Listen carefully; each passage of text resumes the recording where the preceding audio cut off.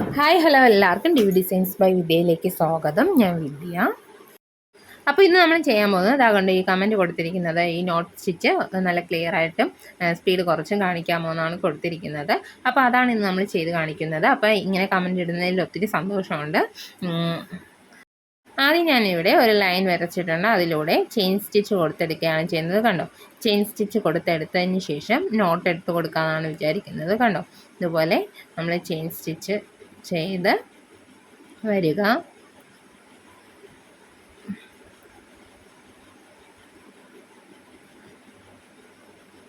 കണ്ടോ, ഇതുപോലെ വന്ന ശേഷം നമുക്ക് എവിടെയാണോ നോട്ട് ഇടേണ്ടത് അവിടെ എത്തുമ്പോഴത്തേക്കും കണ്ടോ, ഇതുപോലെ ആദ്യമായിട്ട് ചെയ്യുന്ന ആൾക്കാർ കുറച്ച് ലെങ്തിൽ തന്നെ ത്രെഡ് വലിച്ചെടുക്കുക.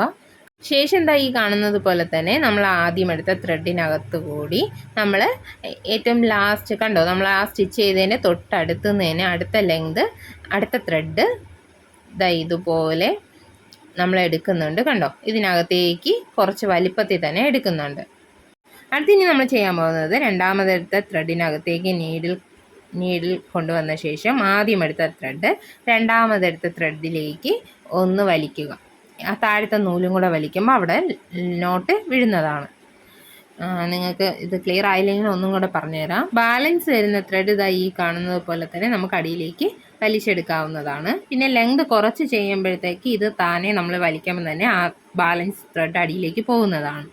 അപ്പോൾ ആദ്യം ചെയ്യുന്നവർക്ക് ഇങ്ങനെ ലെങ്ത് കുറച്ച് ത്രെഡ് അവിടെ ബാലൻസ് കിടക്കും, അത് ജസ്റ്റ് ഒന്ന് അടിയിലേക്ക് വലിച്ചാൽ മതി.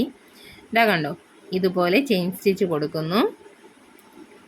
ചെയിൻ സ്റ്റിച്ച് കൊടുത്ത ശേഷം നമുക്ക് എവിടെയാണോ നോട്ട് ഇടേണ്ടത് അവിടെ എത്തുമ്പോഴത്തേക്കും അവിടെ കുറച്ച് ലെങ്തായിട്ട് എന്ത് ചെയ്യുക, ത്രെഡ് ഇതുപോലെ എടുക്കുക.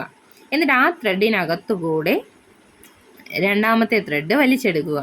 കണ്ടോ, ഇനി രണ്ടാമത്തെ ത്രെഡിനകത്തേക്ക് കണ്ടോ ഇതുപോലെ ആദ്യത്തെ ത്രെഡ് വലിക്കുക. അതിനകത്തേക്ക് കയറ്റിയിട്ട് നമ്മൾ താഴേക്ക് ത്രെഡ് വലിക്കുമ്പോൾ അത് ശരിയാവും. നിങ്ങൾക്ക് ഞാൻ പറയുന്നതിനേക്കാളും കൂടുതൽ നിങ്ങൾക്ക് ഇത് കാണുമ്പോഴത്തേക്ക് മനസ്സിലാവും. നിങ്ങൾ ഒന്ന് രണ്ട് തവണ ഒന്ന് ശ്രദ്ധിച്ച് നോക്കിയാൽ മതി. എന്നിട്ട് നിങ്ങൾ ചെയ്തു നോക്കുക, അപ്പോഴത്തേക്ക് അത് ഇതാവും. അടുത്തിനി ഈ ഷേപ്പിൻ്റെയൊക്കെ കോണ് ഭാഗം വരുമ്പോഴത്തേക്കും എങ്ങനെയാണ് ഈ ത്രെഡ് കറക്റ്റ് അതിൻ്റെ ഷേപ്പ് കിട്ടുന്നതെന്നാണ് നോക്കാൻ പോകുന്നത്. അതായത് ആ കോണൊക്കെ ഷാർപ്നെസ് എങ്ങനെ കിട്ടുന്നതെന്നാണ് അടുത്ത് നമ്മൾ സ്റ്റിച്ച് ചെയ്ത് നോക്കാൻ പോകുന്നത്. അതിനായിട്ട് ഞാൻ ഈ കാണുന്നത് പോലെ തന്നെ വരച്ചെടുത്തിട്ടുണ്ട്.